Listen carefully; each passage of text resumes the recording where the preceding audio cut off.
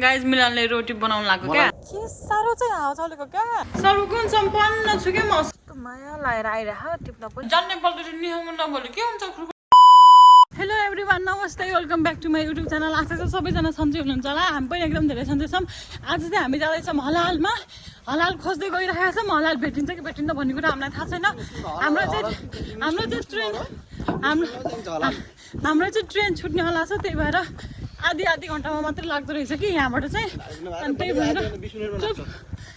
भएर ढिला हुन्छ अनि 2 सेकेन्डले पनि ट्रेन छुट्यो भने चाहिँ फेरि आधी घन्टा कुर्नु पर्छ नि त अनि त्यही भएर हामी चाहिँ फास्ट हिँडिरहेको छौँ कति मिनट गयो अहिले भेटाइहाल्छ क्या हिँडेर त छ त भेटिहाल्छ किन नभेट्नु हिँडेर त्यही त अनि मलाई थाहा छ त हामी फर्स्ट टाइम जाँदैछु र म एकीमा यस्ता मुला बाटो मलाई थाहा छैन यस्तो लाठी सम्झिनुहुन्छ यार मलाई के साह्रो लाठी सम्झिनु भएको त मलाई तपाईँले ढाट्नु भएको नि 19मा छ भनेर मैले चाहिँ हेरेन होइन मिलनकै विश्वास गरेर 19को ट्रेन छ भनेर दौडिरहेको छु म चाहिँ सास बढाएर पनि मिलन चाहिँ बाल दिनमा छैन अहिले चाहिँ हामी आहोरी एकी आइपुगिसकेका छौँ आहोरी एकी चाहिँ आहोरी भन्छु किमी चाहिँ एकी आइपुग्यौँ किमी चाहिँ एकी चाहिँ नै हो हामी चाहिँ यहाँ बाहिर आएर एकछिन यसो रेस्ट गरिरहेछौँ यतातिरको भ्यू चाहिँ यस्तो छ एउटा पसल छ क्या यहाँनिर 5 बजी मात्रै खोल्छ नि त त्यही भएर 5 बजे छैन अझै अनि 5 बजी सकेपछि मात्रै जाने भनेर यहीँ बाहिर बसिरहेको छौँ बोलो त्यही त अब जान्छ हामी यहाँबाट हिँडेर 16 मिनट अर्को नयाँ पसलमा जाने हो कहाँ अलि पर अगाडि छ त्यो अर्को नयाँ पसलमा जानु न त टाइम पनि 16 मिनट छ ल जाऊँ ओके लेट्स गो हामी चाहिँ नयाँ हलाल पसलमा जाँदैछौँ साथीहरू आई होप त्यहाँ गएर केही इन्ट्रेस्टिङ खानेकुराहरू भेट्योस् लेट्स गो गाइज म देखेको छैन मलाई देखिनु भएको छ क्या तपाईँ लेट्स गो एपिआइटी अपिटा घरि गर्मी हुन्छ साथीहरू घरि जाडो हुन्छ के गर्नु र के गर्नु म त क्याउँछु यतातिर चाहिँ यस्तो छ अगाडितिर गाइज हामी चाहिँ यति धेरै सामान किनेर मिलनले पनि उता बोकेर हिँडिराख्नु भएको छ सामान किनेर फर्किसक्यौँ 2वटा हलालमा गयौँ आज चाहिँ हामी 2वटा हलालमा गएर नि के पारा त्यस्तै हो सामान चाहिँ अनि अहिले चाहिँ अब ट्रेन कुरेर बस्छौँ हामी यहाँनिर यस्तो खालको छ यहाँको के अरे ऊ चाहिँ के भन्छन् रे ट्रेन स्टेसन चाहिँ कस्तो राम्रो सनसेट अब चाहिँ हामी यहाँ बस्छौँ हामी चाहिँ हाम्रो झर्ने एकीमा आइपुग्यौँ यहाँबाट अझै 10-15 मिनट जति हिँड्नुपर्छ साथीहरू यस्तो थकाइ के गरेर चिया थियो क्या त्यसरी असुन्द लाग्ने त्यसरी अनि अब चाहिँ यहाँबाट 10-15 मिनट जति हिँड्नुपर्छ यो चाहिँ हो एकी हिँडेर बसेर अब एकछिन हामी भयौँ हामी भयौँ दही झालिन्छ खुमाको सेकी म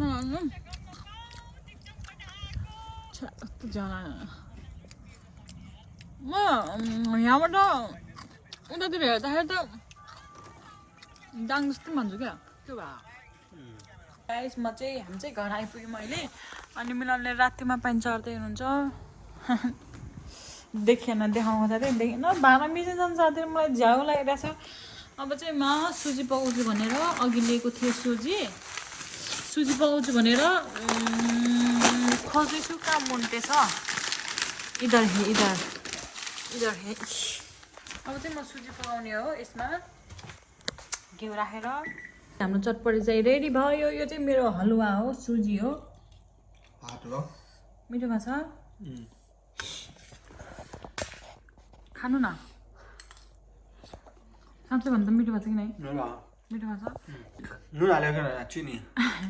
चिनी गुलियो छैन र अनि किन चिनी हाल्यो कि नै भनेर सोध्नुहुन्छ चिनीले मात्रै गुलियो बनाउँछ र केले बनाउँछ त अरू अनि यहाँ चाहिँ छ मेरो चटपटे अनि यो चाहिँ मेरो मही हो अब चाहिँ हामी खान्छौँ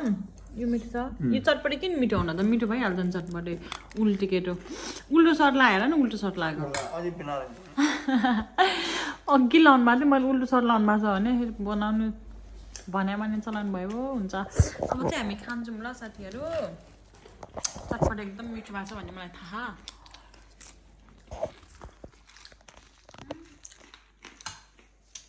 जान्ने बोल्दै निहाउनु नबोल्यो के हुन्छ खुरखुर नेपाली बोले त भइहाल्छ दारे खस्यो अब चाहिँ हामी खान्छौँ ल साथीहरू घिनाम जालमा कस्तो साह्रो छ नि जालमा कस्तो साह्रो छ नि गाइस मिलनले रोटी बनाउनु लाग्यो कसरी बनाउनु भएको छ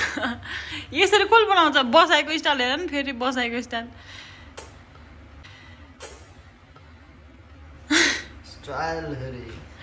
हाँसो लाग्यो यो बसाल्नु न भुइँमा यसको सेप देखाउँछु कस्तो बनाउनु नखा भनेर हुन त सेप त्यस्तो नराम्रो छ होइन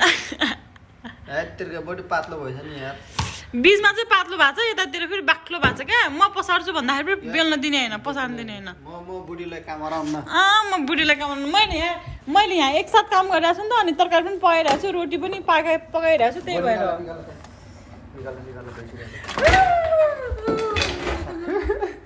ल मलाई देऊ यसरी हाल्छु म कस्तो पोल्यो यार पोल्यो नि त पोलो मलाई पोल्यो साथीहरू आज चाहिँ नेक्स्ट डे हो हामीले चाहिँ रोटी पकाउँदैछौँ अनि बेल्दै गर्नु न मिलन चाहिँ यसरी बेल्दै हुनुहुन्छ यहाँनिर कस्तो अँध्यारो आएको क्या तपाईँ कालो हुनुहुन्छ त्यही भएर अँध्यारो आएको हो नि होला होइन हो साथीहरू आज चाहिँ हाम्रो भ्लगिङको नेक्स्ट डे हो हिजो भ्लग गर्दा गर्दा हाफमै आधा उधरी छोडेँ मैले आज चाहिँ त्यसलाई कम्प्लिट गर्दैछु अहिले चाहिँ मिलनले रोटी बनाउनु दिन्छु बोल्नु न साथी बोल्नु मलाई चाहिँ रोटी बनाउनु एकदम मनपर्छ तर म सक्दैन खाना मनपर्छ बनाउन मन पर्दैन भन्नु न ठ्याक्कै उल्टो भन्नुभयो तपाईँले होइन मलाई रोटी बनाउनु मन पर्दैन भन त खाना बनाउनु मलाई मन पर्दैन तर रोटी बनाउनु मन पर्छ Oh, really? Yes, of course. I don't think so. Why? Because हेर्नु साथीहरू मैले यस्तो गरेर आजभोलि यसरी फर्काउनु जानेको छु पर्फेक्ट भइसकेको छु म आजभोलि रोटी बनाउँदा कस्तो मनपर्छ क्या मलाई रोटी के भएको मैले नखाने भने केही नै छैन होला नि मिलन सब खान्छु यार मैले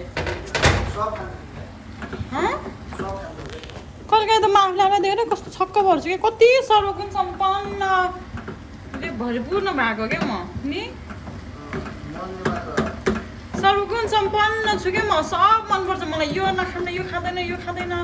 यो गर्दैन यो गर्दैन भन्ने कुरा त मेरो दिमागमै छैन मलाई सब खान्छु म सब गर्छु सब गर्न सक्छु सब खान सक्छु मैले नि मिलन तपाईँ खुसी हुनुहुन्छ मलाई पाएर वाट सबै खाएर पैसा सकेर म दुखी छु What are you saying, bro? No, bro. You are bro for me, okay? के रे झ्याममा हान्छ यहाँ किन माथि ल्याउनु भएको छ त मुनि पसाल्नु मजाले पसाल्नु है पातलो बनाउनु बेल्नु आजभोलि साथीहरू म मोटाएर यो यस्तो क्या यहाँको मासु यस्तो गरे भएर मलाई यस्तो घिन लागिरहेको यसलाई देखेर काटेर टास्न मिल्ने भयो त म काट्थेँ नि त काट्न मिल्दैन पो त त्यसो भए तपाईँ पनि कालो हुन्छ तपाईँको एक ताल छाला निकालिदिउँ त म चक्कुले काटेर होइन बाहिरको लेयर तान्यो भने त भित्रको लेयर त बाक्लो के अरे सेतो होला त अनि रगत आउँछ रगत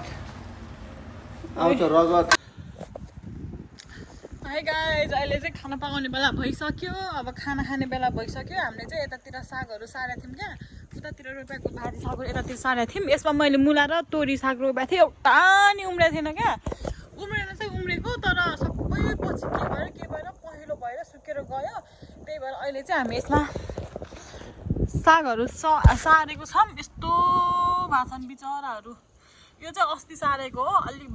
जागा छ यिनीहरू चाहिँ हिजो सारे हो त्यही भएर यस्तो बिचरा न्याउले भएको छन् अनि यो भाजी साग कति धेरै थियो नि त अनि त्यही भएर यतातिर पनि सारेको हामीले कस्तो राम्रो भएको छन् यतातिर पनि सबै नमरेर जाग्यो भने त कति राम्रो देख्छ होला है त्यही नै साथी अब चाहिँ म आफ्नै बारीबाट धनियाँ टिप्दैछु जिन्दगीमा फर्स्ट टाइम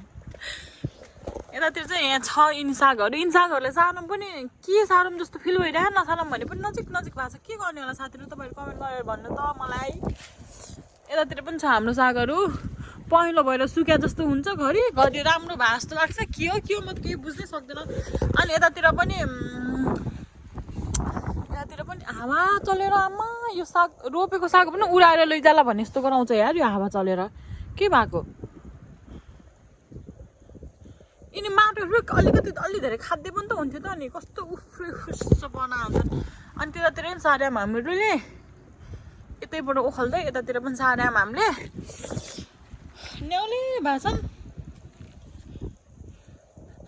अब चाहिँ म टिप्दैछु धनियाँ साथीहरू अम्लेट बनाउने भनेर धनियाँ टिप्न आएको छु म चाहिँ आफ्नै बारीमा तपाईँहरू देख्न सक्नुहुन्छ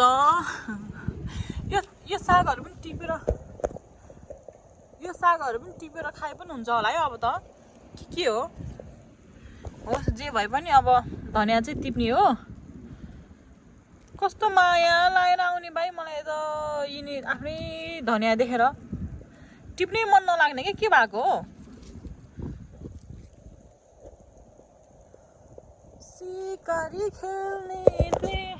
कस्तो हावा चलिरहेछ भन्दाखेरि साह्रै हावा चल्छ के भएको आजभोलि हावा चल्ने सिजन हो र के हो र हावा चल्छ त साह्रै नै ठुला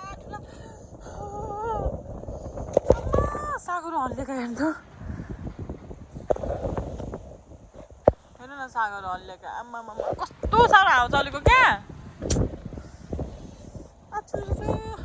कस्तो घरकै याद आयो हौ मलाई त यो धनियाँ बास्न आए देखेर कस्तो मिठो बास्न आइरहेको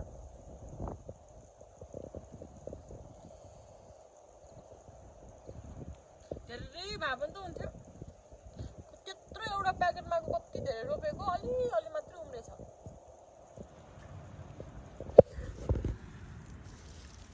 एकदमै भाँचियो नन भाँचियो एकदमै सम्हालेर टिप्नुपर्छ नत्र भने चाहिँ यो पात भाँच्यो अब के गर्नु यसलाई यतातिर ठुलो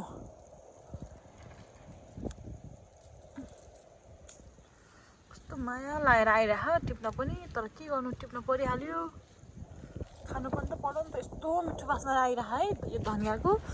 यति टिपे यति त पुग्छ अम्लेटलाई चाहिँ